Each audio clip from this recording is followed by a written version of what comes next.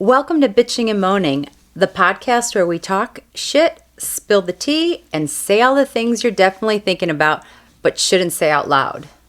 We're your hosts. I'm Stephanie with Patricia, and together we're your weekly dose of sass, laughs, and just the right amount of bad decisions. From sexy stories to petty rants, nothing's off limits. So grab your wine or your drink of choice, loosen your morals, and let's get into it. Because if we're not bitching, we're probably moaning. Welcome to Bitchin and Moaning, and we are so excited that you are with us today. We're going to talk about some fun topics today. We are going to bitch about some crazy pop culture items and maybe moan a little bit too. So let's start with our wine though. Okay, so I have a white, and it is one of my Fiesta wineries that I got in Heiko. Here, I'll hold it up a little bit higher so you can see it. And it is called Happy Trails, and it is the sweet white wine. Like Happy Trails to you. Yeah, this is why we don't sing for a living. But it says it is a sweet white wine, light and crisp, with hints of ripe peach. Ooh. And it says Happy Trails to you and yours. So so it sounded really good. It's peach, makes me think of summer. It's cold outside, so who doesn't want a little more warmer weather, right? Yes. So, but yeah, it does have 10% alcohol, so yeah, it's pretty strong. So with all our bitching, I might be feeling pretty good after the end of this podcast. Yes, we're rounding the corner. It's getting to, we're in the middle January now, we're getting through it. Hopefully another this month of the crazy weather, and then we should be okay. So cheers to you forgot to mention yours. Oh, what do I have? See? I get all distracted. Okay, so I actually have a little champs tonight. Bubbly Barefoot Moscato, and yummy. really good and fresh and fruity, and I should really get a red wine soon here. I haven't had a red wine in a while, so I'm going to get a really good one our next podcast. Okay. So. But anyways, cheers. Cheers. Cling. Ding, ding. Mm-hmm. Oh, I love this stuff. I can really taste the peach in that one. That is really, really good. Yummy. This Barefoot brand, you can get it at any grocery store, and I love the champagne one or the sparkling wine, I guess. Yeah, they really have good wines. Yeah. I like that brand too. So we are going to kind of go back a little bit because we haven't really talked about pop culture in a while. And there was so much going on during the holidays with a lot of documentaries coming out. There was some reunions. There was just a lot of things going on social media.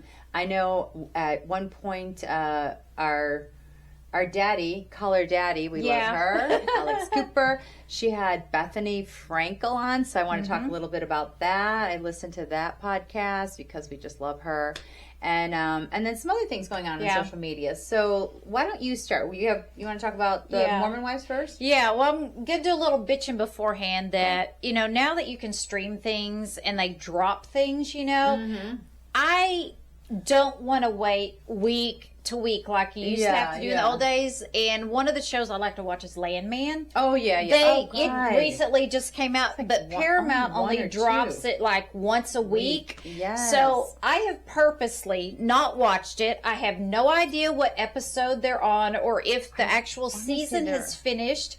Because I am just waiting. I want to be able to binge watch, because after the first episode, you're like, oh my God, what happened? And then you have to go, fuck, I have to wait till like 6 days. And then you get the next one, and it's like, oh my God, what happened? Fuck, I got to wait another week. So I don't like that. Sheridan knows what he's doing. He does know what he's doing. So I purposely try not to look at things when it's one of those types of shows where they don't drop everything all at once. Because I can't stand to wait anymore. And it's just kind of funny how that's changed. And so a lot like the Mormon Wives and other ones that we have, it's like I will purposely wait to not watch them till they're there, because I will literally binge watch at least 7 episodes after I get off work, and I'm like, and then I have to stay up because there's only one more or something. So I purposely wait, but the bitches is I don't want to wait. I wish they would all just drop them on all of those channels. I get the major networks. Yeah. They have to do it like every week. But when you're streaming stuff, just drop the whole fucking thing and be done with it. Well, they want you to keep coming back to their stream. Yeah. Well, I will rewatch the whole thing. I just don't want to have to wait week to week. So that's my bitch about any kind of series you love. If it's dropping every week, I can't stand it. I just hide myself in my little bubble, and I just wait till hopefully they're all out, or at least 6 or 7 of them. And then I'm like, okay, I feel all right. I need a minute now. I've binged watched for 6 hours or whatever it is. So, but that's my bitch about just things in general like that. I agree with you 100%. I like to. I don't know if I binge watch it all of it. It just depends. There's a couple of them I have, but some of them it's just like I watch 2 or 3 at a time. Yep. But there's one thing I guess I have to bitch about. It's like I watched All's Fair, and I was so really excited about that show. The guy from American Horror Story, my brain has gone blank, but Ryan Murphy, who created American Horror Stories and other like monsters and all that, got together with Kim Kardashian, which, I don't know. I don't think she's the greatest of actresses, but she plays a lawyer, you know. And then there's some incredibly talented women on that show. Naomi Watts. All these women won so many awards. Naomi Watts, Glenn Close. Sarah Paulson. Oh my God. She's amazing. She is freaking amazing actress, and she's just so witty, She can just do that banter so quickly. And then that, I can always say her name wrong, Nene Nash. Oh, Niecy Nash. I always say that wrong. But anyways, talented actresses with Kim Kardashian. She's like the lead role, and it's just so weird. There's another girl. Her name is, oh God, I don't remember her first name, but her last name is Taylor. She's actually a singer too, but she's beautiful, and she's an actress, and she's on there too. But I don't know. It's like they all just do such bad acting on there. And I'm like, you women have like Academy Awards and Golden Globes and all this. And it's like, why did they stoop to that level of badness? Because everything is like taglines, like one-liners or... It's just bad. Well, and I think it could be the writers in the moment. That's what I'm saying. Ryan Murphy he's won awards too. Like I watch all the American Horror Stories, and I can't wait till I think it's season 20 or whatever it's coming out. I don't know, or 11, 12, whatever it is. But they're all, like, all the people that he's had on there, they're coming back for this season. And I can't wait because I love Sarah Paulson and I love all the actresses. Kathy Bates was on there. Oh, she's amazing. I love her. Oh, God. With the Jessica Lange. I mean, they're all on the... So he usually does some really good writing. So this was... It was just the acting and the one-liner things were just too much. And that's my bitch because I was really excited for it, and it wasn't good. It fell flat. Yeah, it really did. It was just weird. And, maybe Kim Kardashian can do something different that's not so... Maybe a supporting role somewhere, to get her feet wet in acting, but she wasn't that great It either. might be, I don't know if you remember like the Acme commercials when Troy Aikman, when he first retired from football, he was doing commercials here for Acme Brick. And he was very just rigid and just was like, oh, he's bad at this. But of course he's talking about football when he's doing, the football games and stuff. But now he seems more comfortable or something in front of the camera. Talking bad about my Bears. So maybe Troy. it's something I like love you, that. Troy, but what the hell? Yeah, maybe it's something like that where when you're new to it, it's like, okay, you got to find your kind of comfort level, and maybe she'll find a role that's perfect for her, and then we'll be like, oh my God. I think this was just like too much too soon, and God love those other women for being supported to her, and they're just incredible actresses, but this was just I think they thought it was going to be better than it was, and not to say that they weren't good acting good there. It was just, I think, the words, the dialogue, the writing. I don't know, but well, maybe so that's my bitch on All's Fair, because I didn't like that. Well, maybe if they have another season, sometimes it takes a minute for some of those to grow on you too, and then the writing gets better. There was a lot of bad reviews on that one. Oh, okay. I'm trying to be optimistic and help everybody out, but yeah, there's some shows that you watch this season, it's just like, oh God, this is bad, and all of a sudden, like the second season, it takes off, and you're like, okay, this isn't as bad as what I thought it was. Well, we have to remember that. Cross our fingers for them. All those reality shows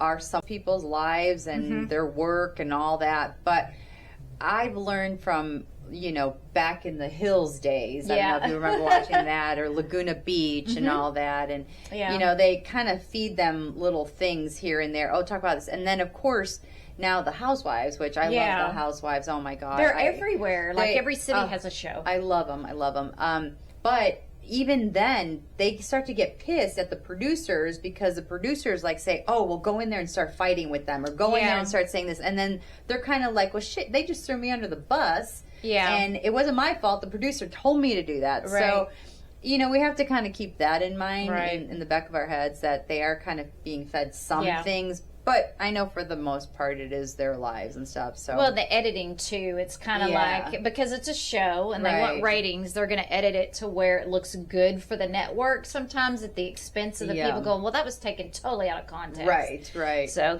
I'm sure that happens quite a bit too. So one of the shows we both have been watching was the Secret Lives of the Mormon Wives I love that show. And, when it first came out, everybody's kind of like, wow, that's really interesting. And then they had the second season. It's like, oh, there's twists and turns. And then now the third season, oh my gosh, it was like drama. Like, I think fame got to a lot of them, and money and whatever else they were doing. And now they're crossing over to other reality shows, getting in trouble with other reality stars, which that happens.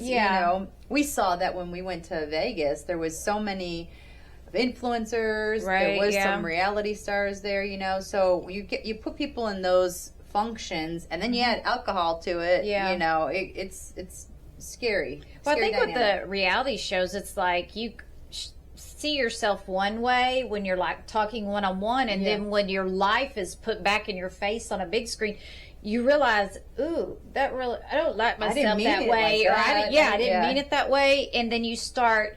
Your behavior changes because you're embarrassed at how you acted like normally, like what you thought was normal, not realizing maybe it was offensive or whatever. Yeah. And so I think through the Mormon wives, the transition to the third season, there's a lot of accountability, which is a word they use all the time. True. Accountability for like, oh, I said that. I should have never said that. A lot of apologies for things, because when they watch themselves back, it's like, oh gosh, I didn't like that about myself, so I'm going to do whatever I need to do to be a better person for whatever it was. So I think that could happen to anybody, you know? Right. So, yeah. So what do you think of the whole Demi and Marciano situation? What is your take on that, or what are your thoughts? Yeah.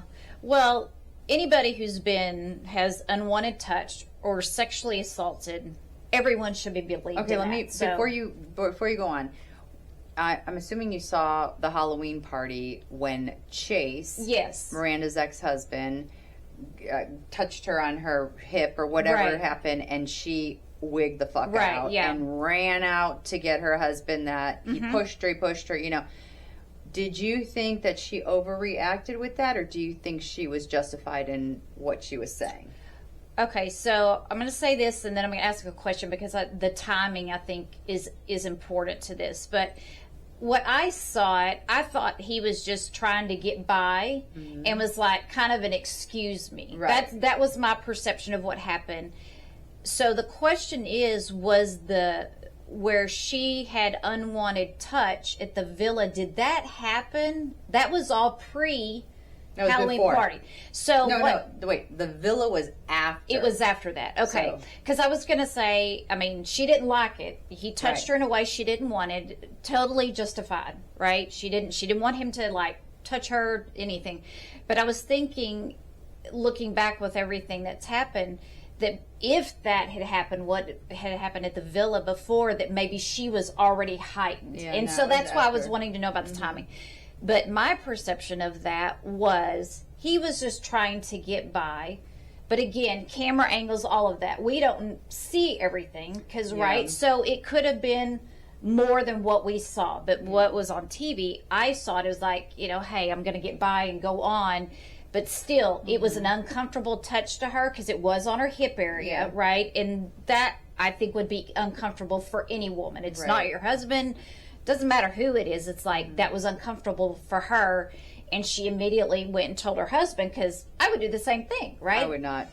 You wouldn't go tell your husband if you thought it was unwanted? First of all, you have to remember their age group, too. They're all in their 20s. She's 30, whatever. They're all kind of young, right? And people, they move quick. Like, I'll be honest. Like, my son, he's 25. And there's been time he's tried to get around me and accidentally, like, bumped into me or whatever when he's trying to get to the chair or something like that. And I'm not saying that he put his hand on me, but, like, they move quickly, these young kids. They move quickly. They were at a party. It was crowded. And, again, I'm not justifying unwanted touch because I've already explained how things have happened to me. But I did not see that in that situation. If that were to happen and she didn't want him to, like, push her or move her, why didn't she just go, dude, why are you pushing me? Or why are you touching me? Yeah. But I think because she exploded and ran to her husband, like she wanted him to fight him. Okay, I mean, I was just like, what the hell? I think everybody was kind of like, what's happening, you know? If he had, like, grabbed her tit or slapped her on the ass or whatever, then go get your husband. Yeah. I would punch him in the fucking face, but go get your husband because that's who's going to protect you, you hope. And so I get that, but it wasn't even, he didn't mean to, like, he didn't mean to touch her like that. That is how I saw it. I'm not Demi. I wasn't there. All I saw was what was on TV. But I kind of think she made a bigger deal out of it than it should have been. Yeah. I think it was just for attention kind of thing. But again, everybody has their own truth. This is just what I think. Now, the whole Marciano thing, now that you kind of have the idea of what happened, what is your take on the Marciano thing?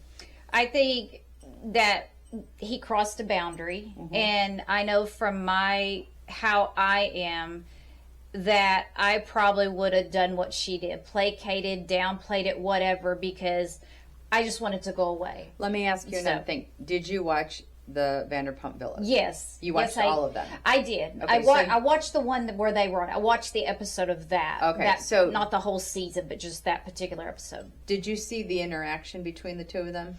I did. I thought it was friendly. I thought it was a little flirty. But at the same time, those messages sometimes get mixed. I think you're just trying to be nice or whatever, and somebody else sees it a different way. Again, we didn't see, they talk about off camera. Right. I didn't see on camera that she was touched on the ass. I think that's what it was, two ass grabs or something like that. She said, didn't see it, but I'm not saying it didn't happen.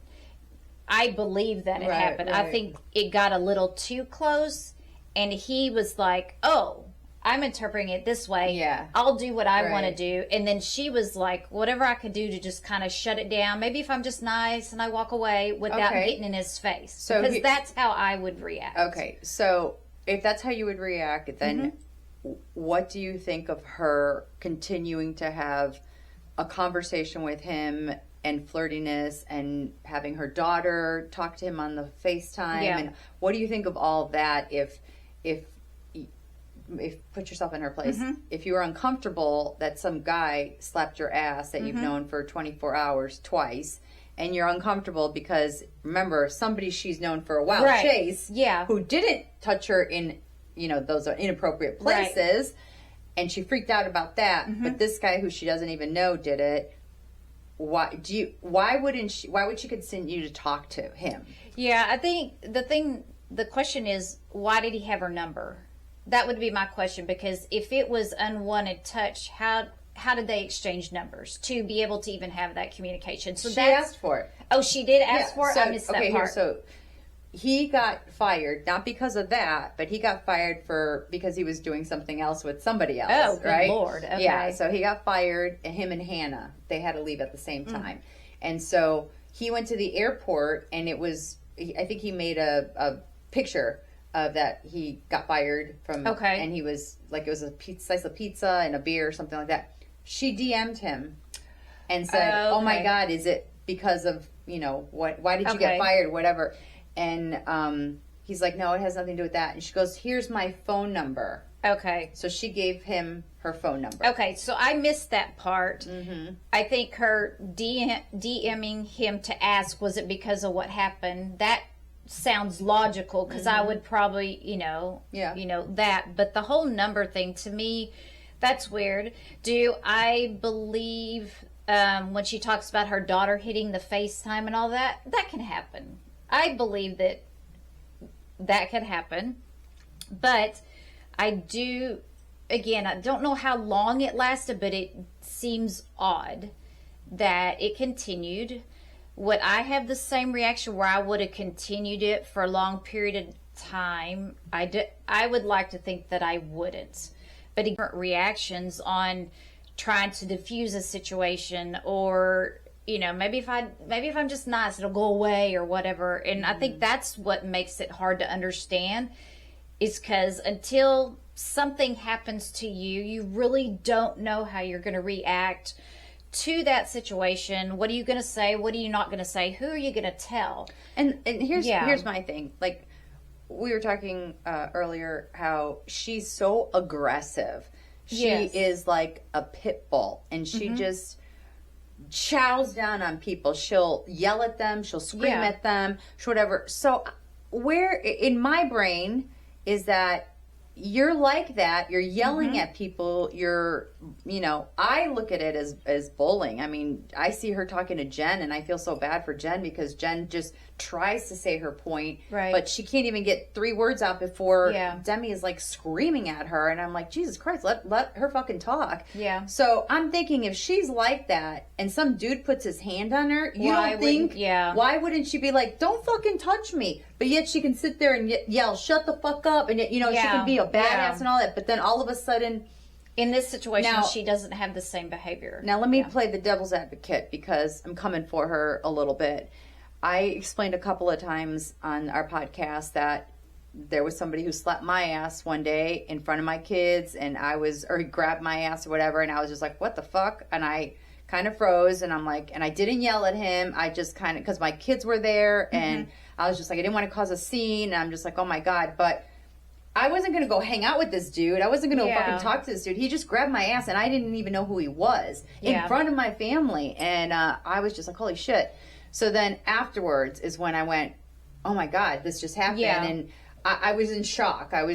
But I am one of those who say, fuck you. But I didn't, it just was so weird that it happened, right? And it was fast.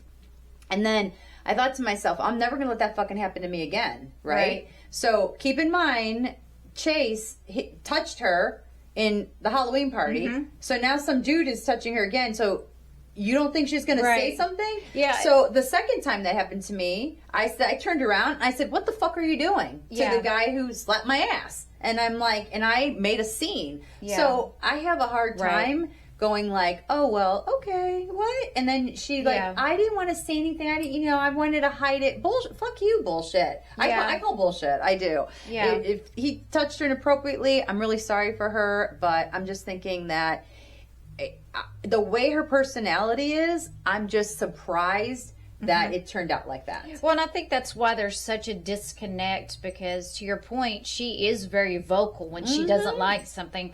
And especially with what happened with Chase, it was kind of a brush, not a shove. That was my thing. It just kind of brushed to get by. But what Marciano did, to me, an ass grab is like huge, they were like hugging and stuff, and they were sitting next to each other, and I'm thinking, okay, well, I'm not saying that she deserved anything. I'm really not. I really feel bad if that's her perception of what happened to her. I feel really bad for her.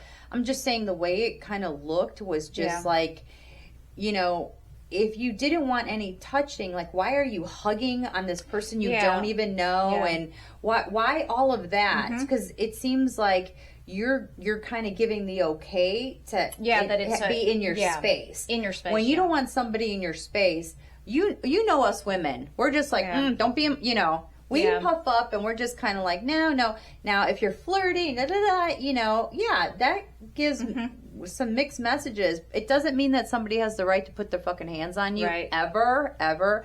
It just seems very odd to me. So, and I don't think any of us will ever know what really happened, but her and Marciano. I think that's it. Well, and I think the thing is, like, she saw this situation as, you know, unwanted touch. So that's what it was. That's how she sees it. It should have never happened. Yeah. And maybe also the thing that's different with Chase is because it was at their house, her husband was right there, so she felt like she needed help or whatever it was. Oh my God. Where when she's in a villa in a whole nother place, her husband's not there or whatever. Oh my God, but there's cameras everywhere. But I'm just saying, there's production people everywhere, you know. I'm just saying maybe it was different in her mind because he wasn't there to call. And so she's like, what can I do to try and diffuse it on my own? And that was the reaction. But then again, like you say, we'll never know what happened, but that's how she feels. That's what she dealt with it. And all we can do is just accept that's what happened. That was her reaction. Never want anybody, again, like we've said, to be touched in any kind of way that you're uncomfortable. I believe that's how she felt, and so you know. Let's switch over to Taylor and Dakota. Oh my God. You know, at first, I kind of thought Dakota was kind of cute in his own little way. Yeah. And then, like, once you get to know him and then you hear the things, and then what happens in the third season, it's like, what the fuck are you thinking? Yeah, I mean, I want to say this in a way. My heart goes out to him. That's kind of like, bless your heart in Texas. But it kind of, that's like a fuck you because in Texas. Honestly, but it's kind of like he is really dumb in the sense that he gets himself in a fucking mess all the time. Yeah. And he doesn't realize he's on his way to a mess before he's in the mess. Yeah. And then it's too late, and then he lies to cover up everything about whatever's happening, or he's, again, trying to diffuse it. I don't want to get caught, whatever. So the poor dude just does not know how to change his behavior. I think he wants to change his behavior. I think he has the desire. He just needs a good therapist to teach him tools and tricks to change that. But the one thing that I will say about him, regardless of the garbage that he's doing with Taylor and everything, all of that that's going on, when you do see him with Ever, it's like he's a great dad, and you can't fake that for a camera. I don't think you can. Just the interaction, the time that he's had. I don't see how you could fake that much. Did you ever see that Frankie, that family, Frankie something, she was the perfect mom. Oh, I did see that, with the catfish thing. Are you talking about the catfish thing? No, she was this perfect mom with her kids, and, you know. Oh, they were doing not podcasts, but TikToks and things. And then that's the kid who was chained up, and he had stuff tape around his hands and arms. There was two of them, right? They found them in another. And now they're in jail because they were so perfect on video. People can do anything. They can fake shit all the time. Yeah. And in fact, so I'm gonna pivot to another person, but I do think that I think he really tries to be a good dad. Yeah. I'll give him that. I don't know. You know, I think it is a lot of show for TV and for the cameras, but I do think he tries to be a good dad. And you know, all you can do is try. Mm-hmm. And we are nobody to tell anybody how to raise their kids or what to do. That. Yeah, but I just think he treated Taylor shitty. Oh, it was horrible. Taylor deserves so much more. I hope she really finds happiness on The Bachelor.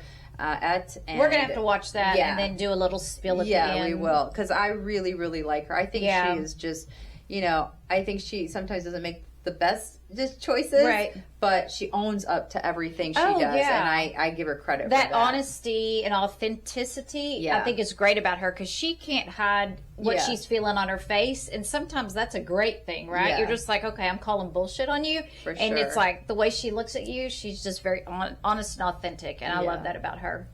So, you probably didn't listen to this or hear it, because we've listened to so many things and watched so many things, but I did listen to the Bethany Frankel. If anybody knows, I love Bethany Frankel. She is the boss bee. I love her. Bethany, come talk to us anytime.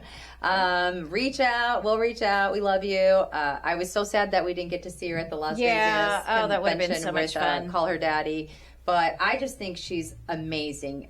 Just as a businesswoman, she's matter of fact. She's so smart.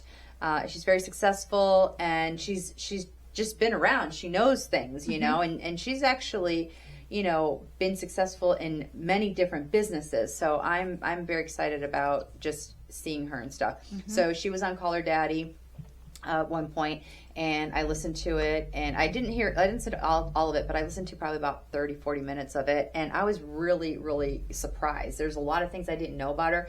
So the first time I got introduced to her was on the New York Housewives, the OG original Housewives. She was on there, and she had created the Skinny Girl line, and she was, I guess, a chef at one time, I believe. And so she had a lot of business knowledge, and then she was just kind of that New Yorker quick wit, you know, like I would be scared to have a disagreement with her because she would just chew you up and spit you out, you know, but she's smart, you know. So, but Call Her Daddy Alex Cooper was asking her all these really, really great questions, like, where did you grow up? How did you grow up? Tell me about your family and all that, and stuff that I really didn't know about. And she had a wicked hard life. Wicked hard life. She, you know, was born in Queens in New York, and then so her mom and dad got divorced, and then her mom got married again. Her two dads were both professional horse trainers, like renowned world champion horse trainers, right? And her mom was apparently this beautiful woman, but toxic. All three of the people in her life were so toxic. She was saying that, like, her parents would fight over, you know, child support, and she said her dad would only pay child support if he had her, if he had Bethany. And then there was like shady characters, and then come to find out her dad really didn't want her, and then her mom was bulimic and had an eating disorder, and then she tortured Bethany with that too. So her mom would gorge food, and then she'd vomit it up, and then she'd kind of project on Bethany, like, okay, her mom took her to like a weight loss thing or something, that she was 81 pounds when she was like 7 years old, and her mom wanted her to be 79 pounds. Oh my God. It was crazy traumatic stuff. I mean, Bethany, girl, I just feel so bad for her. And even, like, I started tearing up. She started tearing up. Alex was like, oh my God. I think she was shocked, because I don't think she really expected how traumatic her appearance, like, she has it all together. Gosh, and so you don't realize that these strong women you see, the reason they're strong is because of all the trauma and stuff they've had to deal with and overcome in their lives. Oh my God. If you guys have a chance to listen to that one, it was last year, but Bethany Frankel on Call Her Daddy podcast. It was just amazing to hear her struggles that she went through and how far she's come in her life. And so, obviously some of that's how she became a chef and stuff, because of food. And, you know, she also went to like boarding school in New York and stuff. It was amazing to hear. And the best thing I think I heard, that was all pretty traumatic, but the best thing I heard is that she lives in Miami. So she has houses in the Hamptons in New York, and then she has a place in Miami, and then I guess somewhere north of Miami too. But and she's like, she's on the beach all the time. I'm like, I need to be down there so I can meet her. I just want to like be your acquaintance friend. I don't even have to be your favorite person. I just want to be acquaintance where I can just go, hey, Bethany. I just want to say hi. That's all, and just say I think you're amazing. Yeah, that's all. But and I respect you. I respect you so much for everything you've come through and what you've worked on and where you are, and that you're an amazing mom too. Yeah. She's got a daughter that she just worships, and kudos to her. So I love that combination of a person. Whether you're a great businessman and a great dad and all that, kudos to people like that out there. But moms kind of sometimes we have a little hard time, juggling everything in life. Yeah. So I think she's doing awesome. So. Well, I think that's what's good about Alex's show now is because she's morphed into where she does a lot of these interviews with these people. Yeah. And everybody just feels like Alex is their best friend, and then they just get into all these deep conversations. And again, she's able to pull something out of them where they feel very comfortable talking about, all these struggles that they've had. And I think you can actually hear Alex's voice kind of like super surprised. Yeah. That, like, she did not expect that. And I thought what was very clever, or maybe just because she's Alex Cooper, but she stayed in the conversation. You know what I mean? Yes. She let her speak, and she also was very empathetic, sympathetic, compassionate about what Bethany was saying, and just like, if you can hear a hug over the airways, you can feel like they wanted to like Alex wanted to just hug her and go, oh my God, I'm so sorry that happened to you. But, she's a really great interviewer. And well, and I think that's good because she kind of sits in that moment, and it's not about how much time is left on my podcast or I need to ask you 8 more questions before we're done. She'll stay with whatever that is until the person is kind of ready to move on. And I think she's very intuitive when it comes to that. And so, which makes her a great interviewer. So, I didn't get a chance to listen to that. But again, so many shows to catch up on and stuff. It's like, it's hard to. So, hopefully one of these weekends with it, still being kind of crappy outside and cold and yucky, I can just turn on something on TV and just stay in the house, and catch up on so many things. Because I hate missing a lot of stuff because there's so many good things out there to watch and listen to. And so I have another bitch from another series that I watched, that we both watched. So I'm going to take you back a little bit to HBO 2003, 2007, back in that day. HBO came out with some pretty racy shows. It was like the first one to do that. All the nighttime They used to call it like soft porn on HBO, and it was late at night, and you could see people doing stuff, but they weren't really doing stuff, know, and they, it was just kind of crazy. But I had people watched it, and HBO's ratings went up, right? So they decided to do this documentary on a place called the Bunny Ranch. Bunny Ranch. Yeah. So if you don't know what that is, in Nevada, there's certain areas that prostitution is legal, and they have places out there, brothels, just on the outskirts of Las Vegas, and they're just kind of in the desert, but they're out there, and one of them's called the Bunny Ranch, and there was a guy who owned that along with some other ones in that area.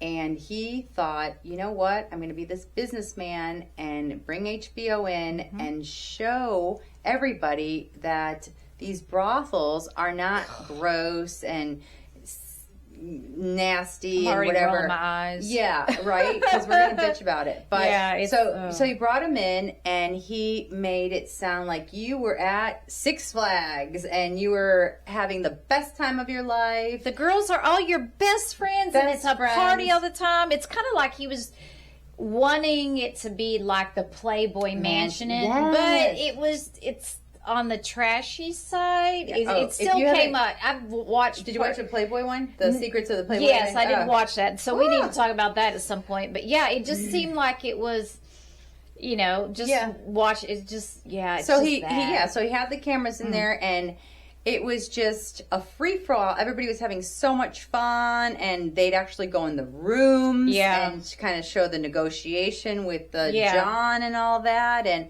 it was kind of crazy, but it was very popular. It went for like, I don't know, 3 or 4 seasons, but it was pretty popular. And HBO made a shitload of money. He made a shitload of money. And at the time, everybody thought the girls were making a shitload of money, right? Yeah.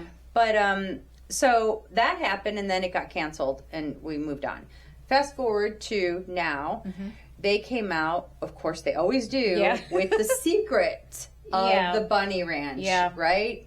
So that documentary came out, and boy, did it open your eyes to stuff.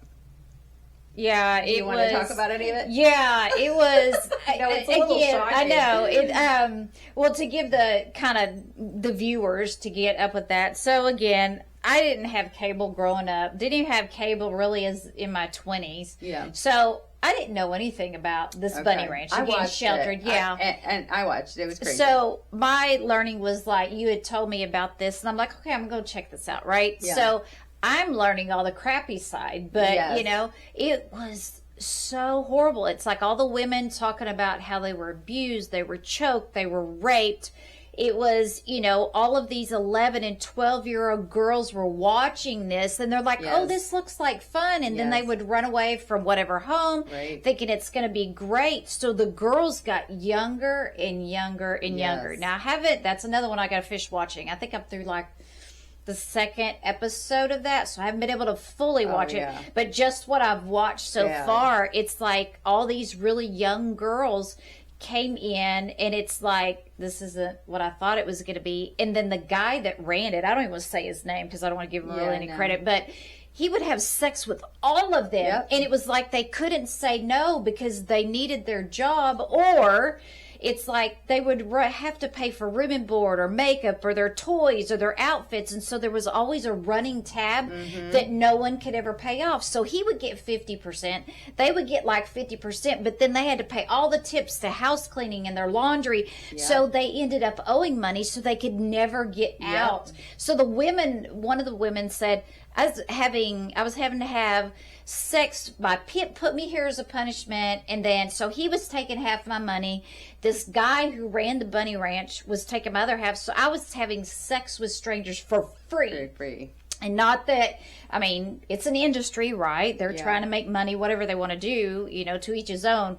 But they're out there being abused and everything, and bad. It was horrible. And they're like, you know, I need a couple drinks to kind of unwind, and I'm thinking, girl, give me like straight vodka. I just want to pass out and just wake up later or whatever. I know that's awful to even say, but it's like one of those things, like they were doing things to make them numb just to get through this. It is very eye-opening. I mean, you think a brothel's bad, but then when you start hearing the women, and then some of them, they're just like, I got to get out. And then some more of that that show was, you know, when HBO was there, it was all like nobody did drugs. You know, you might have a drink here and there, but there was no drugs that the girls did, and they wanted to do what they wanted to do. But that really wasn't the case. You know, he made them have sex with him. And then also he would pick and choose, like whoever he kind of liked more would be the ones who would get more of the higher paying customers.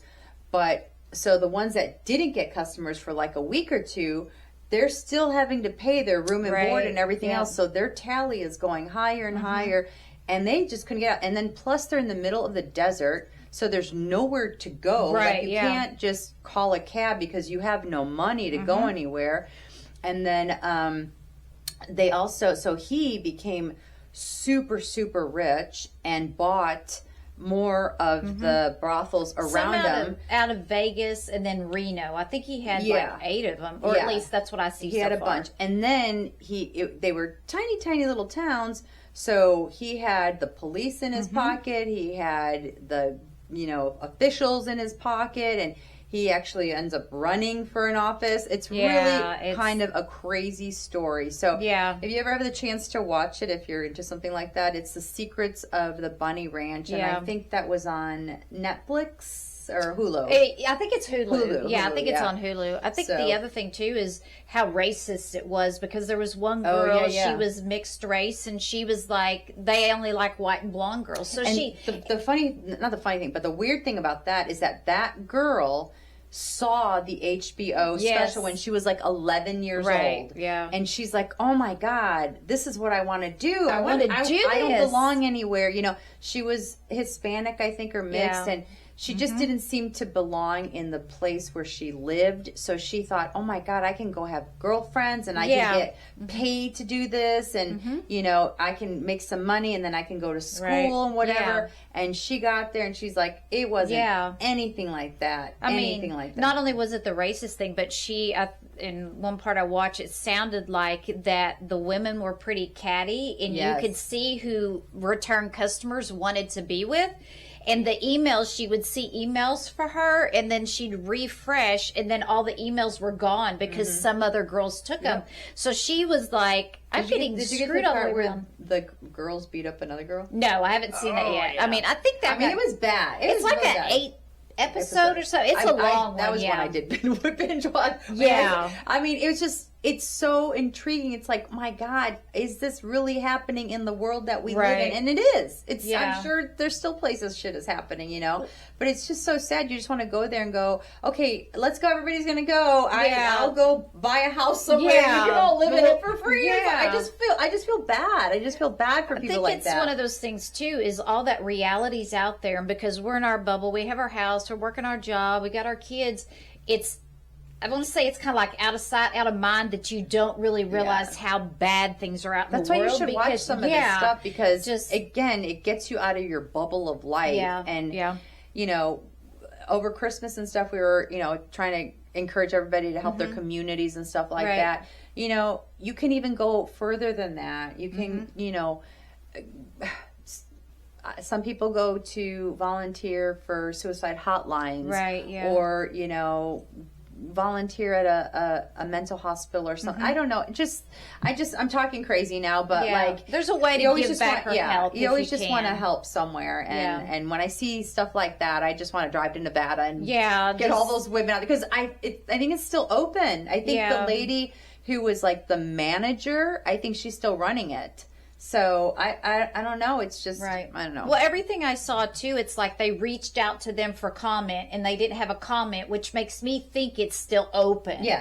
Or, you know, I wouldn't think that they're closed, because in Vegas, you know, they have, you walk around, they give you cards, come to this nudie place or whatever, that kind of thing. Do you remember Heidi Fleiss? Yes, madam. I mean, there was successful people that went there. And you might have not seen the episode, but do you remember when Khloe Kardashian's husband, Lamar Odom? I saw that. It's upcoming on one I need to catch up on. That is crazy. Yeah, the girl who was with him talks about everything that happened. Right, there was actually 2 girls with him, and they tell. You'll hear everything, but celebrities come in there, you know, and so it was a little crazy, but I just felt really bad for everybody, and that was another one I watched. It's just crazy to open your eyes. So I'm going to go back to the Mormon wives quickly, because I think we're going to talk about one more. But I just want to say the storyline with Michaela and Macy, and then learning about Jesse, about what she went through, that was very moving to me. Yeah. Especially Michaela's story, because what she went through and being disconnected with intimacy was like, that was me speaking, because we've talked about it, sexually assaulted when I was 13, but as I got older, there were many other situations, because I freeze and I just want things to stop or whatever, that I was like, I relate to all of them at certain levels, and I think that's why I like watching their shows so much, not only for the religious side of things, because that's very relatable for me, but also it's like, I'm so glad they shared their story, because in the reunion they talked about, I think Stassi had said that people are relating to you, or they're learning from you, and the way they talk about their stories, I guess I never heard it that way before, or what their struggles are. You feel like you're very alone, And so I appreciate so much that they shared their stories. There's so many women and men that have gone through that. And it's like,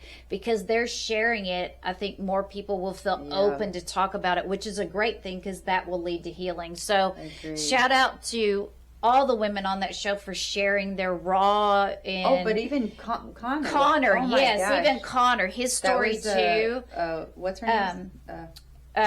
Whitney's husband. He even shared his struggles with that. Very, very proud of him for doing that. Kudos to Connor. Yeah, and I think for him, it's like, I think men, because they're supposed to be men and tough, for him to be that vulnerable, it's like, kudos to him for sharing and wanting to share, and it was so raw and real, and I think that's why so many people are drawn to them too, is because their experiences, you can't fake that for any reason. And so what I found surprising was that so many people have been affected by these sexual assaults or whatever else happened to them. I mean,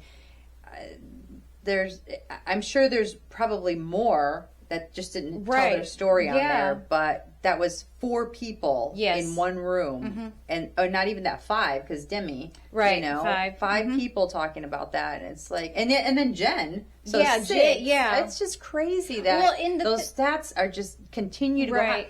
And think about it, we are older women, right? We're in our older years.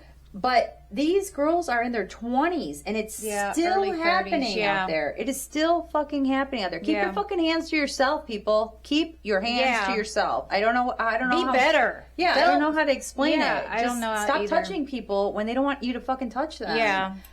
Men, women, whatever. Just don't, you know? Yeah. I mean, you have to start asking, is it okay if I hug you? Is it okay if I touch you? Yes, you do have to ask permission. Yeah. I don't care what you're wearing. I don't care where you are. I don't care what's happening. Ask permission. Well, and I think that's interesting about their stories too. It's all sexual assault, but the different types of sexual assault. Like Demi's was unwanted touch. Macy, I believe, was in an abusive relationship, so she had physical in with hers. Michaela was a very young child, like Connor, right? And then Demi's was like Jessie. Jessie was like 19, and then they didn't talk. Jen didn't say when it was hers, but it was amazing to me the different types. And usually you think of sexual assault as just rape. Somebody was raped, taken off the street, whatever kind of thing. But you don't really think about the degrees of that. Sexual assault, physical assault is assault, no matter the level of what is happening. Just but made me think of something. But that was amazing to me that they all had degrees of that, and how broad it is. It's not a black and white thing. If it's not comfortable for you, it's unwanted. It's assault, regardless of what it is. So I remember seeing this over the holidays that this girl, so NYU students that walk to school, because NYU is in the heart of the city, right? There was this girl, and all these young kids put these noise canceling headphones on so they don't hear the world around them, which is very, very dangerous. Even when people had those AirPods in, it's very dangerous. You got to know what the hell's going on. You have surroundings. You have to, especially in big cities like that. So they're walking to school, and there's one girl, she probably looks like she's about 23, 21, 20, maybe 21, and she's got her headphones on, and here comes this homeless dude behind her, and slaps her right in the ass, like super hard. And I think she was just scared, But and he had sexually assaulted women 16 times. He was convicted of that from like jail or prison or wherever. And he's homeless, and he's going around slapping girls' asses. And he got arrested. He was like a 46-year-old guy and got arrested. And she was being interviewed, and she was crying, and she's just like, I didn't even see what was happening. And luckily there was a lot of people around her that kind of was helping her. But some dude just slaps you in the ass, like no big deal. Right. Yeah, put those people in fucking prison and stay there. And those of you are going, it's just a slap on the ass. No. No. A slap on the ass can turn to something else that fast. Because I'd seen one recently about a woman. She was coming out of her, again, big city apartment building with her dog. another homeless man, and it's like he walked up to her, cornered her, and then he's all up on her, and she's like, you know, she's freezing because it's whatever she doesn't know what to do, and the poor dog's just like, what the hell is happening with you? But luckily there was a man that was close to her, got him off of her, and just beat the shit out of him. But the homeless man got up and just walked away before the police were there. Oh my God. And it's like as if nothing happened. I know, so crazy. it's scary. You have to be aware of your surroundings, and that's I mean, that's an extreme thing. It could be somebody you know, you could get roofied at a bar or whatever. Oh my God. But again, people do better or try to. We're just bitching. Yeah, it's like I don't know how to make it better because evil people are out there, and it's gonna happen. It's not gonna stop, but it's like I don't know. It's just hard. So I just wanted to do a little shout out to the ladies and Connor for talking about those stories because it started making me think about other situations in my life, other unwanted touches or things that I just kind of blew off like. Okay, they just walked by or whatever, and you just it didn't really happen. Surely that didn't happen, and you just kind of hope it goes away. But it's still unwanted. It's still assault, and so kudos to them for sharing their stories. Did you want to talk about another? Yep. Which one? Let's keep going. Let's talk about. I don't know whether to call him Puff Daddy or Sean Combs. That one came out, and again, that's another one I'm trying to watch. It's I think it's 4 episodes. I'm about almost to 3. Oh my gosh! But that guy, So I'll let me you set him up, and let me set him up. So I actually watched or listened or whatever the whole Puffy trial. You know, I didn't think Puffy was like the greatest singer or whatever.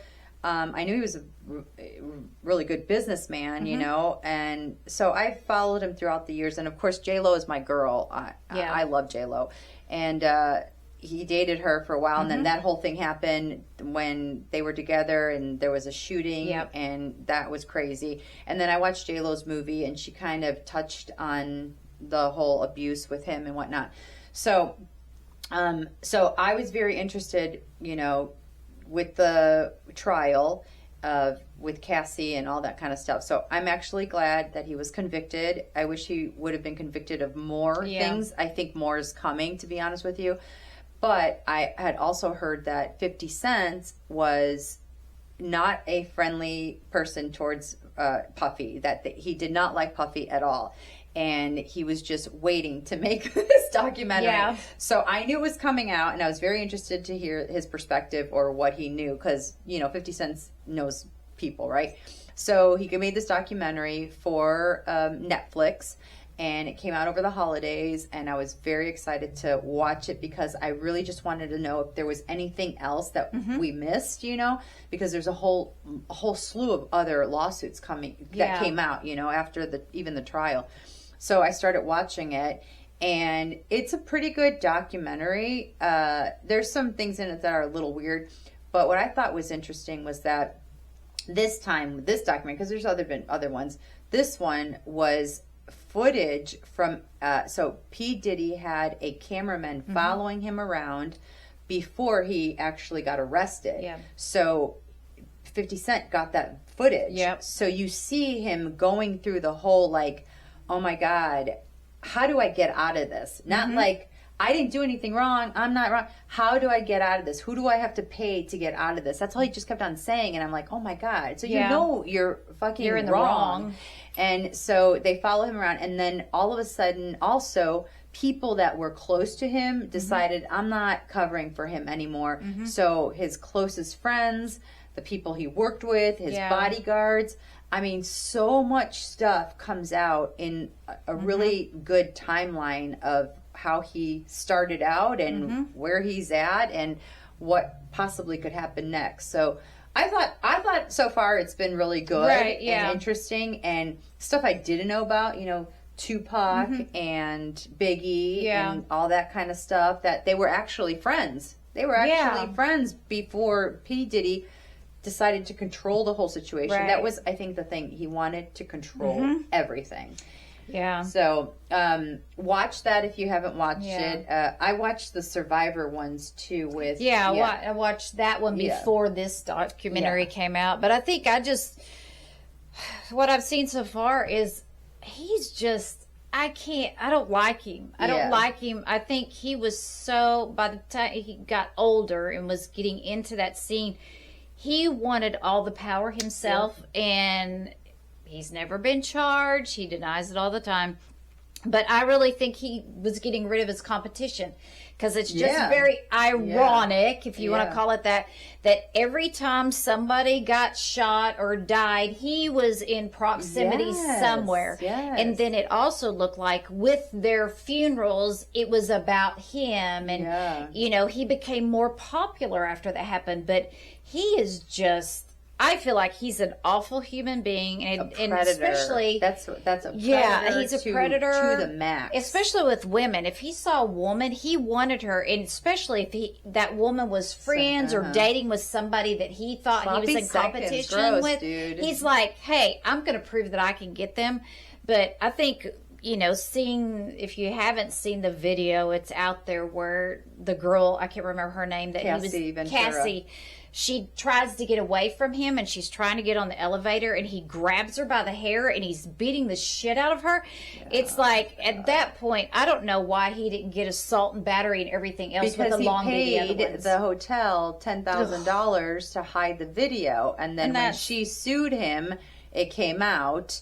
And then he settled with her, like within 24 hours, he settled with her. So he wouldn't go to court. But then they had so much other stuff on him, and that's why he got arrested. He's just a horrible human being. Power went to his head, and it's like he felt like he was in another stratosphere. I think they used the phrase that he just breathed different oxygen than everybody else. He was a god. Yeah, and he says that. He turned on his friends, like you said, the people that knew him when he was in high school and stuff. And he's like, I could tell the minute when he wasn't that kid anymore. Yeah. So that one's hard to watch. But he what it reminds me of?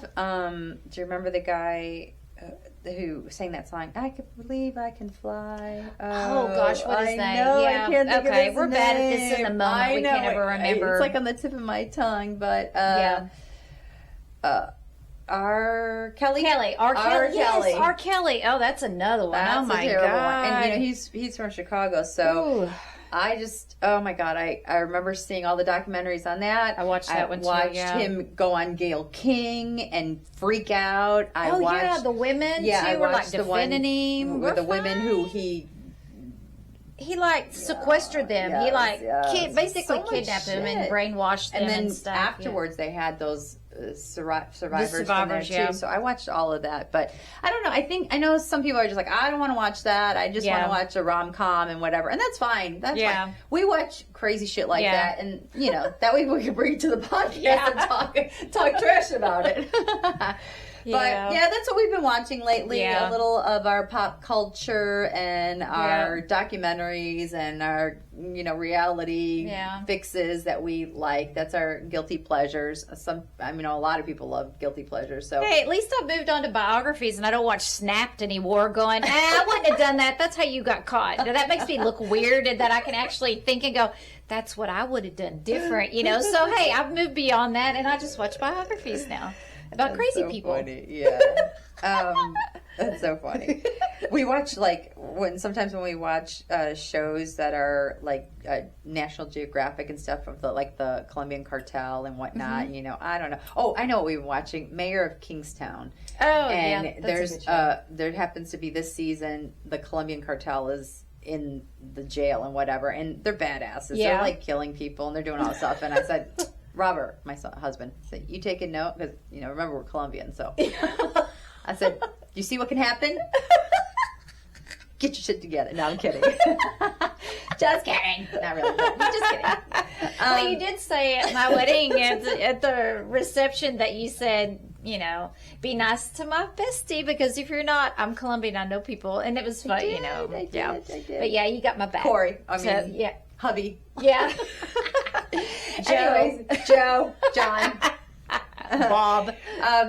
So anyways, that is our podcast for today. Yeah. You don't have a moaning, do you? Do you? No, I don't have a have one moaning. either. It's still the first of the year, and it's been such a good holiday season and Yeah. stuff. I haven't quite got anything, other than, traffic is always crazy. Even that Yes. But yeah, it's just, no, it's still, I still feel pretty good from the holidays. All so. right. Do So you? I don't have No any moaning moaning. either? No moaning. But No. I think we bitched enough and Yep. we talked about our craziness. So thanks for joining us. Yeah. And we will see you next time. Alrighty. Bye, y'all. Bye.